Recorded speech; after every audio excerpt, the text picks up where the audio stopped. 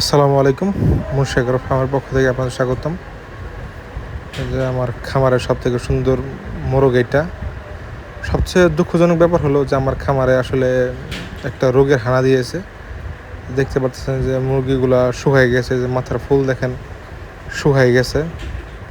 হঠাৎ করে এই মুরগিগুলো আপনার শুকায় যাচ্ছে এবং দুর্বল হয়ে গেছে। আমি তখন এই ব্যাপারটা নিয়ে ইউটিউবে একটু ঘাটাঘাটি করলাম। তখন এটার রোগের নাম নাকি অ্যান্টারাইটিক্স। এই রোগ হলে আপনার মুরগি নাকি ধীরে ধীরে খাবার দাবার কমিয়ে দিবে, মুরগি শুকিয়ে যাবে, পা চিকন হয়ে যাবে এবং আস্তে আস্তে নাকি মুরগি মৃত্যু দিকে চলে যাবে। আসলে আমার খামারটা আসলে বর্তমানে আসলে ওরকম সিচুয়েশন দিয়ে পার হচ্ছে। খামারের অবস্থা অনেকটাই খারাপ। মুরগি কোনো রকম খাবার খাচ্ছে না এবং বেশিরভাগই মুরগি অসুস্থ, ঝিম মেরে আছে, কোনোটা ঠিকমতো হাঁটতে পারতেছে না, মুরগি শুকিয়ে গেছে। গতকাল একটা মুরগি জবাই করছি, দেখলাম ভিতরে একদম সব কিছু শুকিয়ে গেছে। আমি দেখে একদম হতবাক। আমি আসলে আর চাচ্ছি না আমি কখন আর প্যারেন্টস করব, কারণ প্যারেন্টস করতে গেলে আসলে অনেক কিছু জানা লাগে, অনেক কিছু শেখা লাগে। হয়তো এর আগে আমি 2বার মাংসের জন্য পালন করছিলাম, তখন সফল হয়েছি, এর জন্য আমি সাহস করছিলাম যে প্যারেন্টস করি। কিন্তু আমি আসলে যে প্যারেন্টস করতে যে সমস্যার সম্মুখীন হলাম, বর্তমান খামার অবস্থা খুবই খারাপ। যদি এগুলা বিক্রি করতে যাই এখন আনুমানিক অনেক টাকা লস হবে আমার, কিন্তু কিছু করার নাই। আমি আসলে এগুলা সব বিক্রি করে দিব। এখন লস হলে তো কিছু করার নাই, কারণ এইভাবে মারা যাওয়া থেকে আপনার কিছু বিক্রি করে যদি কিছু টাকা আসে তাও লাভ।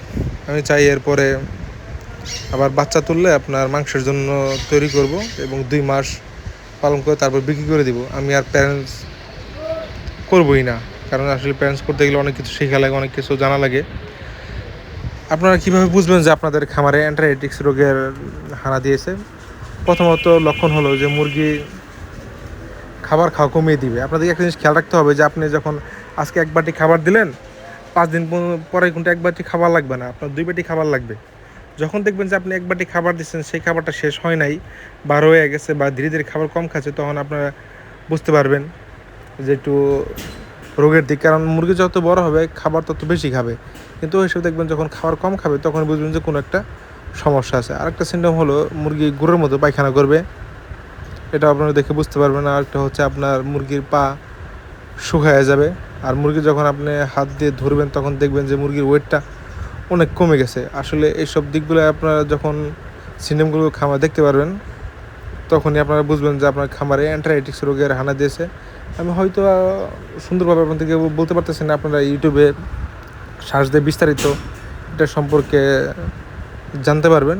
আমি মনে করি এটা সবারই অবগত হওয়া উচিত। আরেকটা ব্যাপার আপনাদেরকে বলতে চাই, সেটা হলো আপনারা খামারে যে একটু সময় দিবেন, যে আপনারা ভালোভাবে খেয়াল করবেন যে আপনার মুরগি ঠিকভাবে খাবার খাচ্ছে কিনা, গ্রোথ ঠিক মতো হচ্ছে কিনা, কোনো সমস্যা আছে কিনা, তাদের পায়খানা কীরকম। আর একটা কথা, যে আমার এক বড় ভাই আমাকে একটা পরামর্শ দিছে যে আপনি যদি মুরগির পায়খানা দেখে বুঝতে পারেন যে আপনার মুরগি কী সমস্যা এবং কী ট্রিটমেন্ট করতে হবে, এটা আপনি যেদিন বুঝতে পারবেন সেই দিনে আপনি মুরগি পালন করে আপনার সফলতা আসবে। আসলে এই কথাটার গুরুত্ব অনেক বেশি। আমি আসলে সেই দিকেই এখন এগিয়ে যাওয়ার চেষ্টা করব।